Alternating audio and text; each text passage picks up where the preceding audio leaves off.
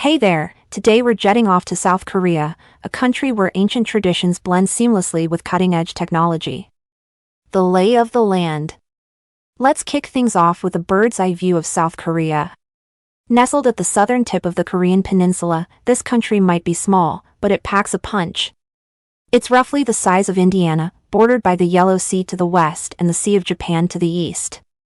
South Korea's landscape is like a greatest hits album of natural wonders. You've got rugged mountains in the east, rolling hills and broad river basins in the west, and over 3,000 islands dotting the coastline. Talk about variety! Speaking of islands, we can't skip over Jeju. This volcanic island is Korea's largest, sitting about 100 kilometers off the southern coast. It's home to Halasan, an extinct volcano that's also South Korea's highest peak at 1,950 meters. Jeju's not just a pretty face though, it's a UNESCO World Heritage Site and a popular vacation spot for both locals and tourists. A walk through history. Now, let's hop in our time machine and zip through Korea's rich history. Humans have been hanging out on the Korean peninsula since the Lower Paleolithic period. That's so far back, our ancestors were probably still figuring out how to use fire. The Three Kingdoms era. Fast forward to the Three Kingdoms period, 57 BC 935 AD. This was like Korea's Renaissance, with major advances in culture, technology, and politics. The Three Kingdoms, Goryeo, Beach, and Silla, were constantly trying to one-up each other, leading to some pretty impressive achievements. Goryeo and Joseon Dynasties. Next up, the Goryeo dynasty gave Korea its modern name. But it was the Joseon dynasty, 1392 to 1910, that really left its mark.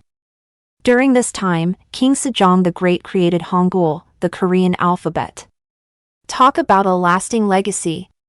20th century turmoil. The 20th century was a roller coaster for Korea. After being under Japanese rule from 1910 to 1945, Korea finally gained independence, only to be split into North and South. Then came the Korean War, 1950 to 1953, which left the country in ruins. The miracle on the Han River. But South Koreans are nothing if not resilient. In just a few decades, the country went from one of the poorest in the world to an economic powerhouse. This rapid transformation is often called the miracle on the Han River. Today, South Korea is a global leader in technology, with companies like Samsung and LG leading the charge. Climate and seasons. South Korea experiences 4 distinct seasons, each with its own charm. Spring brings cherry blossoms, summer sees monsoon rains, autumn paints the mountains in vibrant colors, and winter blankets the land in snow. It's like nature's own variety show. Natural wonders. Despite its small size, South Korea boasts 20 national parks. From the misty peaks of Seoraksan to the coastal cliffs of Daedo-Hihisang, these parks showcase Korea's diverse ecosystems. And let's not forget about the Bosong tea fields. They're not just pretty, they produce some of the best green tea in the world. Environmental challenges and solutions. South Korea's rapid development hasn't been without its downsides. The country faces issues like air pollution and deforestation. But in true Korean fashion, they're tackling these problems head-on.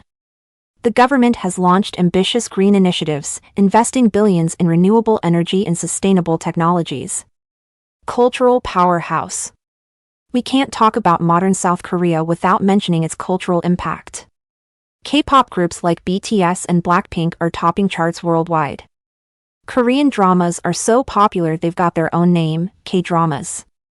And let's not forget about Korean cuisine. Kimchi, bibimbap, and Korean barbecue are becoming household names around the globe. Thanks for joining us on this journey.